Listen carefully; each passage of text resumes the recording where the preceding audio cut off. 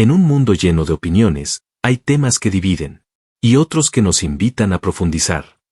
Esto es Puntos de Vista, un espacio donde abordamos temas bíblicos desde diferentes enfoques, con respeto, claridad y fundamento en la Palabra de Dios.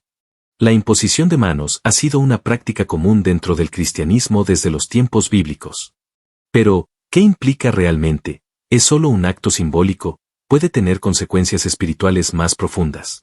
En 1 de Timoteo 5:22, el apóstol Pablo lanza una advertencia seria: no impongas las manos con ligereza a ninguno, ni participes en pecados ajenos. Consérvate puro.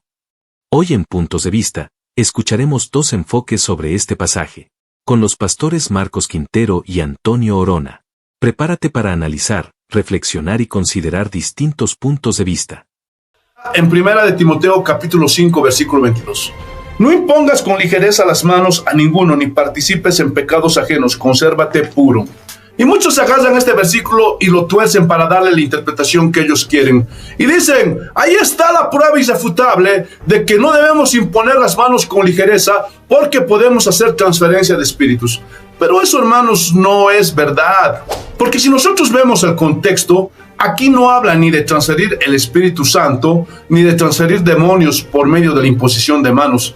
Aquí Pablo le está dando instrucciones al joven pastor Timoteo para cuando levante a alguien para el ministerio. Escuchen, en ese tiempo y en ese contexto, la señal pública para levantar a alguien como obispo o pastor era imponiéndole las manos. Y cuando Pablo dice no impongas las manos con ligereza, se está refiriendo a que no se hizo una investigación juiciosa, ni se pasó por un periodo de preparación a esa persona para asegurarse de que esa persona cumple con los requisitos que el Señor exige, como se ve en 1 de Timoteo capítulo 3 versículos 1 al 7, porque hay requisitos para ser pastor. Y es por eso que Pablo le dice a Timoteo, no participes en pecados ajenos. Es decir, si Timoteo ordenaba a alguien como pastor sin verificar que esa persona cumpla con los requisitos que exige la Biblia y desvía a las personas de la verdad, Timoteo sería el responsable y culpable por haber nombrado a alguien como pastor con ligereza. Por eso Pablo le dice, consérvate puro. Y en otras versiones dice, libre de pecado. O sea, Pablo no quería que Timoteo nombrara a alguien como pastor si éste no era calificado para dicho llamado.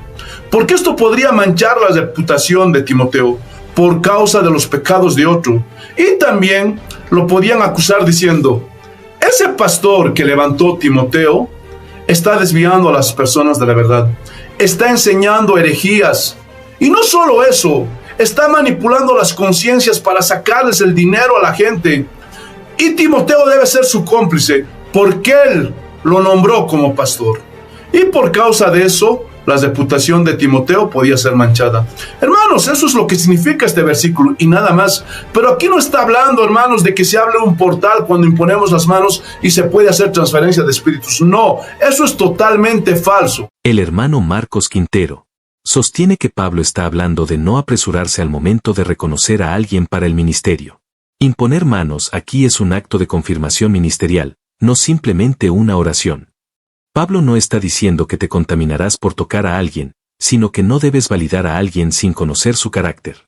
La Biblia dice, en el libro de los Hechos, que cuando Pedro se encontró con aquel hombre en la iglesia del hermoso, le dijo, de lo que tengo te doy. De lo que tengo te doy. O sea que cuando uno pone las manos, de lo que uno tiene uno das. Pero si yo estoy viviendo en pecado y en maldad, pues de lo que tengo te doy a ti. Entonces ese espíritu de inmundicia, de pecado, es transferido a ti. Porque tú nunca escudriñaste la palabra o te asociaste con personas que son ignorantes en la palabra del Señor. Mire esto, no impongas con ligereza las manos a ninguno. Ahora, ¿por qué? Porque cuando usted pone las manos a una persona, si esa persona está practicando pecado, usted se va a contaminar. Dice, mire esto, la palabra del Señor, ni participes en pecados ajenos. Hay gente que le gusta que le pongan las manos y le profeticen. Son adictos a eso. Entonces esa gente llega, usado por Satanás o espíritus inmundos, y hacen fiestas en las iglesias. Y como hay hermanitos, hermanos, que son ignorantes a la palabra del Señor, y siguen, son como los cabros. Los cabros tienen una falla que por donde se mete uno, se meten todos. Y si el primero se metió por un roto y cayó en el precipicio, todos se matan. Pues hay gente en las iglesias así, que pasan hasta el frente. No le piden al Señor, este hombre es de Dios. Esta administración es del Espíritu Santo de Dios, un espíritu inmundo que lo está usando. Ahora, mire, la palabra sigue diciendo, consérvate puro, consérvate la pureza espiritual. ¿Por qué? Porque una vez que alguien te pone las manos sucias, espiritualmente hablando, ya tú no eres puro espiritual. Tú has sido contaminado. Hechos capítulo 6, versículo 6. Vamos a coger el verso 5. Agradó la propuesta a toda la multitud y eligieron a Esteban, varón lleno de fe y del Espíritu Santo, a Felipe, a Prócoro, a Nicanor, a Timón, a Pármenas y a Nicolás, prosélito de Antioquía, los cuales presentaron ante los apóstoles, quienes orando les impusieron las manos. Y cuando los apóstoles impusieron las manos sobre ellos, dice la palabra en el próximo verso, mire esto, y crecía la palabra del Señor.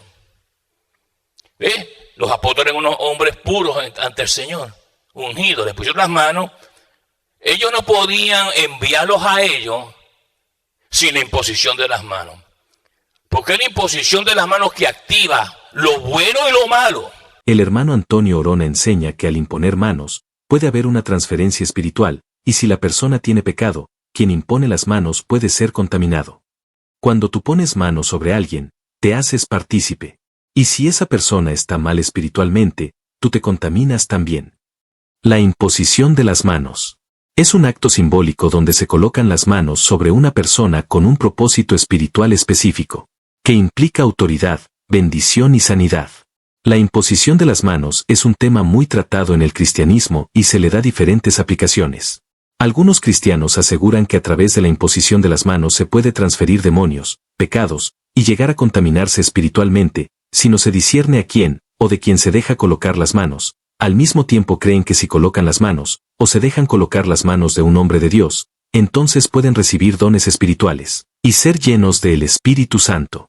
No hay base bíblica para afirmar tales enseñanzas.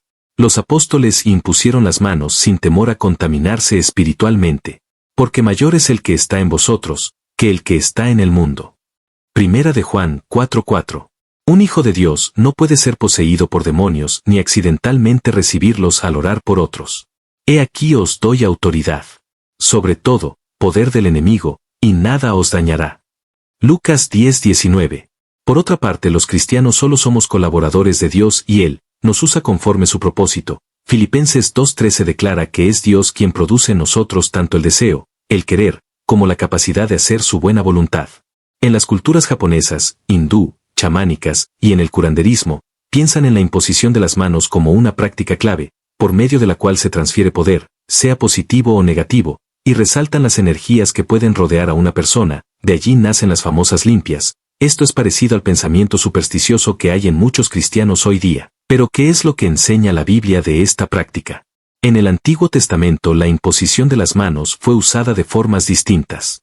Jacob bendice a los hijos de José, Efraín y Manasés. Entonces Israel extendió su mano derecha y la puso sobre la cabeza de Efraín. Génesis 48:14. Como transferencia simbólica de pecado, en el día de la expiación, el sumo sacerdote imponía las manos sobre el macho cabrío para transferirle los pecados del pueblo. Y pondrá Aarón sus dos manos sobre la cabeza del macho cabrío vivo. Levítico 16:21. Como una forma de consagración y delegación de autoridad. Moisés impone sus manos sobre Josué para transferirle parte de su autoridad. Y puso sobre él sus manos, y le dio el cargo. Números 27:18 al 23. Y en el Nuevo Testamento, Jesús y los apóstoles sanaban a través de la imposición de manos. Y poniendo las manos sobre cada uno de ellos, los sanaba. Lucas 4:40. Estos seguirán a los que creen. En mi nombre pondrán sus manos sobre los enfermos y sanarán. Marcos 16:17 al 18. Sin embargo, hubo personas que fueron sanas sin necesidad de la imposición de las manos, como es el caso del siervo del centurión romano, San Mateo 8:13. A medida que el Evangelio avanza desde Jerusalén, Hechos 1:8, Dios se complace en usar en algunas oportunidades la imposición de manos de los apóstoles como un medio y marcador visible de la venida del Espíritu a nuevas personas y lugares. Hechos 8:17, Hechos 19:6. En las epístolas encontramos dos usos que continúan de los hechos de los apóstoles, y que hacen eco de las dos menciones anteriores en Números 8:10 y Números 27:18, y que establecen el curso para las referencias de Pablo en Primera y Segunda de Timoteo.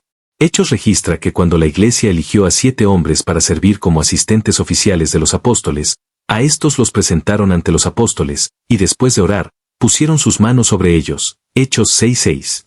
Aquí de nuevo, como en Números, encontramos una ceremonia de imposición de manos que marca el inicio formal de un nuevo ministerio para estos 7 diáconos, reconociéndolos ante la gente y pidiendo la bendición de Dios en sus labores.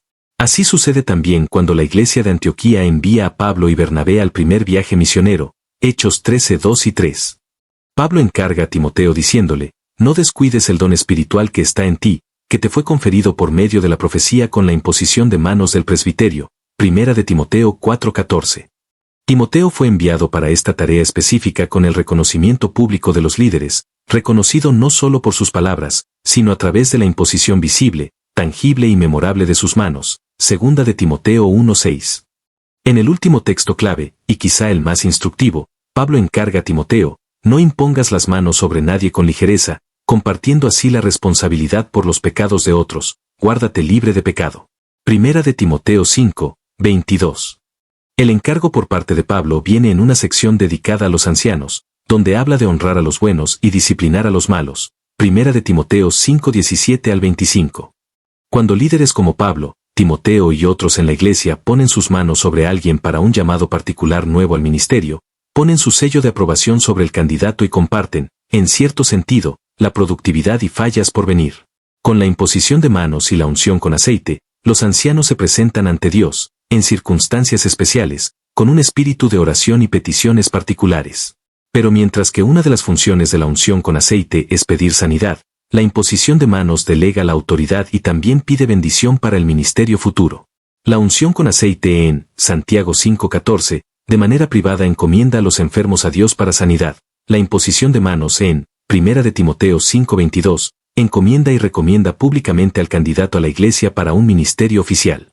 La unción aparta a los enfermos y expresa la necesidad del cuidado especial de Dios. En todo, quien da y bendice es Dios. Él extiende y expande el ministerio de los líderes.